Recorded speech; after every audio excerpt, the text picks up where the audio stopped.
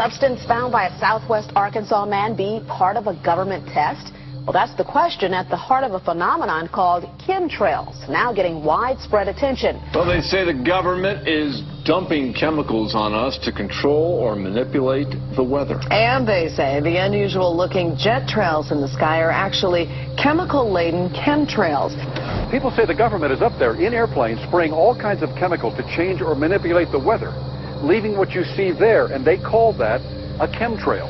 So when I look up there and I think are contrails, you're telling me are chemtrails? Yes, that a contrail would be dissipated by now. And it's interesting, Dale and Christina, this is of interest not just in this country, but European countries and, frankly, all over the world. A lot of folks interested in it. Well, Dave, you mentioned that climatologists and others who study the atmosphere believe that they'd be able to surely spot any kind of signs of an ominous plot.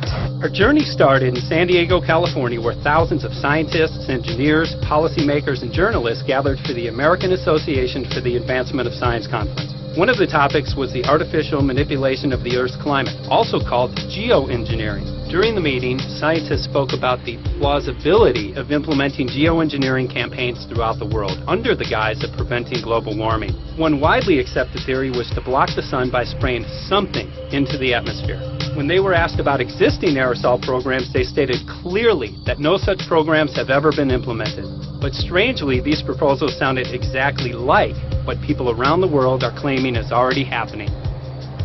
When I found out that the American Association for the Advancement of Science was going to be held down here and the main body of topics would be on geoengineering, I had to come. I had to be in on this. I had to hear what these top climate change scientists had to say. And that's the other question about chemtrails and whether geoengineering is being deployed right now without our knowledge. I don't have any personal insight into that, other than to say that I've worked in government at pretty high levels in the White House and at state government. I'm personally skeptical of that. But obviously you never know what you don't know. Chemtrails. On the internet, they are cited as proof of the government creating clouds to combat global warming. They claim the American government, with the secret approval of the national government, is covertly using jet aircraft to spray population centres with aluminium, with barium and with strontium so as to reduce people's immunity and reduce the global population. I'm always a little bit suspicious because the government doesn't seem that capable to do something on such a large scale. That is not rain, that is not snow. Believe it or not, military aircraft flying through the region is dropping chaff.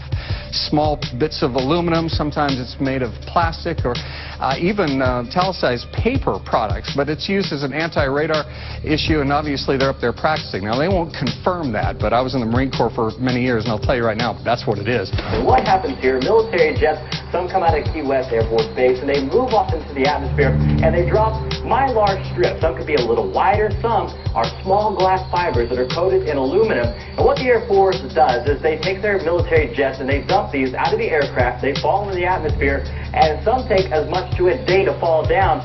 This is inevitably military or something going on. The government, the Air Force, you see this kind of a pattern like this, you can rest assured there's something going on. They're actually little bitty magnetic and little bitty strips of, whether it's aluminum. Well, it's a nuisance to you and I to determine what's real and what's not, but it looks like it is a life-saving operation there from the military. The apparent motive behind this conspiracy theory is one world government.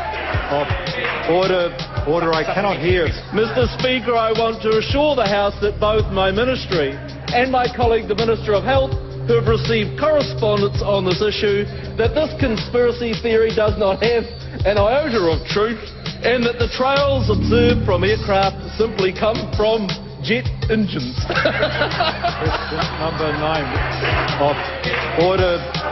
And I think what an appalling example it is of the new Foreign Affairs spokesperson for the Labour Party that she's spreading conspiracy theories about the United States government. The House has heard sufficient. It is called geoengineering, fighting global warming by putting a chemical dust in the atmosphere and reflecting harmful radiation back into space. We take geoengineering to mean deliberate, large-scale intervention in the Earth system. There are a variety of schemes that have been discussed for geoengineering. A classic example is injecting reflecting particles into Earth orbit. Nevertheless, there might be some good reasons to think about alumina. It turns out, first of all, there's been a lot of work on the environmental consequences of alumina in the stratosphere. The big deal really is that alumina has 4 times the volumetric rate of forcing for small particles as does sulfur. And that means you have 4 times less surface area for the same rate of forcing. And this is a much bigger deal. You have roughly 16 times less the coagulation rate. And that's the thing that really drives removal. So you could get away, we think, with much smaller mass fluxes. So that's why we see things like in the used aircraft patent from '89, they talk about aluminum. And that's why we're seeing in the surface water samples aluminum. And here's David Keith saying that aluminum has 4 times the reflective volume surface area. So they'd like us to think that we're talking about sulfur, but here they slipped up and let it out that aluminum is 4 times better to achieving their ends, and it sounds like it's going to be one they don't want us to know the effects of. The little picture is from a nanofabrication study, which shows you can make very high quality, and do this in just a jet in a very simple way, make high quality alumina particles just by spraying aluminum vapor out, which oxidizes. So it's certainly in principle possible to do that, and there's a big literature that's already looked at that. And you could do that by either building new versions of these aircraft or even re-engineering existing aircraft. So there's some ideas of that. So you go to an engineering firm and you want this done. They don't say this is hard or unusual. They say, okay, yes, we could do it. Aerosol geoengineering looks like it is so cheap that the cost is basically not going to be an issue. That means that implementation decisions will be risk-to-risk decisions. The risk of doing it against the risk of not doing it. And it makes the problem of how we govern it fundamentally harder and different and nominal. So I've told you that it's cheap to deliver materials to the stratosphere, and I'm convinced that's true. I don't think that will change. But I think the more we do research, the less easy this will look, the more complicated the environmental effects will look. And that's a good thing, because right now it looks too easy. So I think that if we do more research, we're likely to find out that it's harder and more complicated than we thought, and that the side effects are harder to manage. And that's a healthy outcome that will make it easier to do the management. Of course, the opposite reaction is possible. It's an empirical question, how people will actually react to knowledge about this. Another reaction is to say, if these crazy scientists are so concerned about putting CO2 in the atmosphere, they want to think about these things, then that might actually mean we should be more serious about the risks of CO2 in the atmosphere. And by the way, it's not really a moral hazard, it's more like free riding on our grandkids.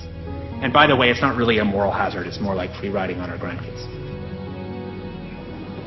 Numerous air quality studies, including from CARB, California Air Quality Resource Board, have named submicron-sized particulates as being particularly harmful for human respiration. Through all the discussions today, I have not heard any mention of this fallout, and has this been studied, and also the effects of a highly reactive metal like aluminum on toxifying soils and waters?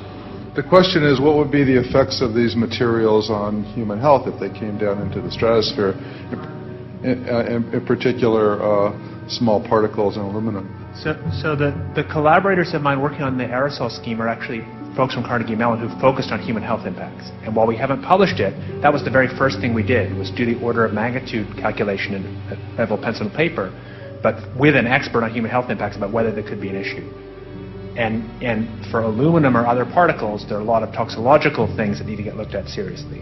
But if you're just thinking about the sheer number of particles and the human health impact of small particles, the answer is, well, we haven't published it. That was the first thing we looked at with some of the leading experts who do epidemiological research on human health impacts, and it's not even close to being an issue. To clarify, so 10 megatons of aluminum dumped into the atmosphere would have no human health impact. So let me be more careful here.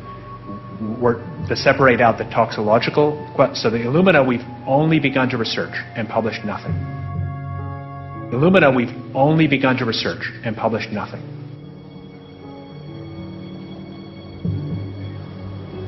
Dane looked at him and he said, so you're telling me that spraying 10 to 20 megatons of aluminum, as you said, would have no human health effects? He took a deep breath and he swallowed and he said, let me be more careful here. We haven't done anything serious on alumina, and so there could be something terrible that we'll find tomorrow we haven't looked at it. And that, for me, that was the whole main point of what is going to be coming out to the public. It's the damaging effects of aluminum that are being found around the world in massive amounts. Here's David Keith confronted on this very issue, and he looked, you know, at that point like they just let the cat out of the bag. We haven't done anything serious on alumina, and so there could be something terrible that we'll find tomorrow. We haven't looked at it. They're proceeding because they have an agenda that's separate from trying to thwart this crisis of global warming. You know, there's obviously several other objectives, whether it's depopulation, control, weapons aspects, communications aspects, all kinds of things, you know, wild cards that we know nothing about. We don't really know, and I'm not going to attempt to speculate on exactly what the agendas are, but we can see clearly the agendas are not benefiting mankind. You know, it's benefiting the agenda of the elite.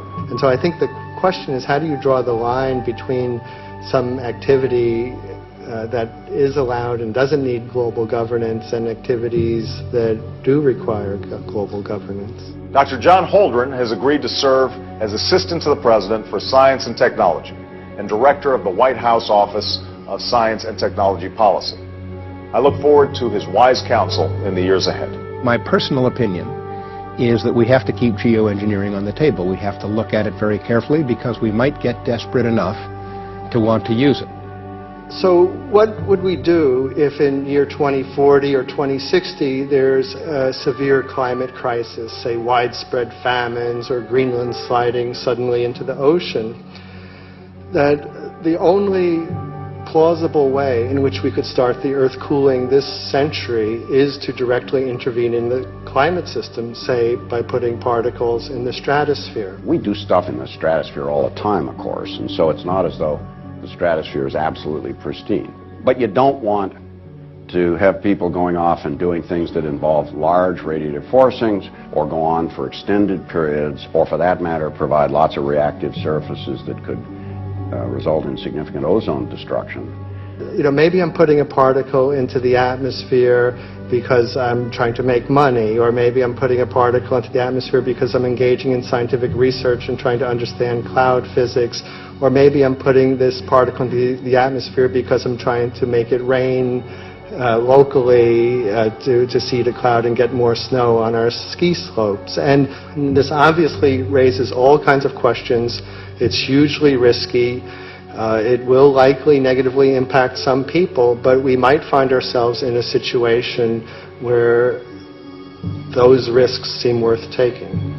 One of the things that really shocked me was in one of the breakouts they had the benefits of these programs and then the risks. Now the benefits, the one thing that was stated was the just cooling the planet. You know, some of the risks were ozone depletion, droughts in Africa and Asia. I got to tell you, I came away from this experience after listening to these scientists for 4 days of symposiums, really concerned, because it's clear now that they are justifying, rationalizing, and looking to legitimize some really, really horrible impacts, further impacts on our environment. And they're basically formulating the sales strategy and the implementation and oversight strategy and the funding strategy. After San Diego, I was shocked by the programs that had been proposed. I decided to write about it. That night when I finished, I sent the article to an online publication with my email address attached. When I woke up the next morning, my inbox was flooded with responses from around the world. Why? Because I had just broken the story on aluminum in geoengineering models, which I had no clue at the time that very few people knew about. Now this metal, aluminum, is being found in massive quantities way above normal levels all over in rain,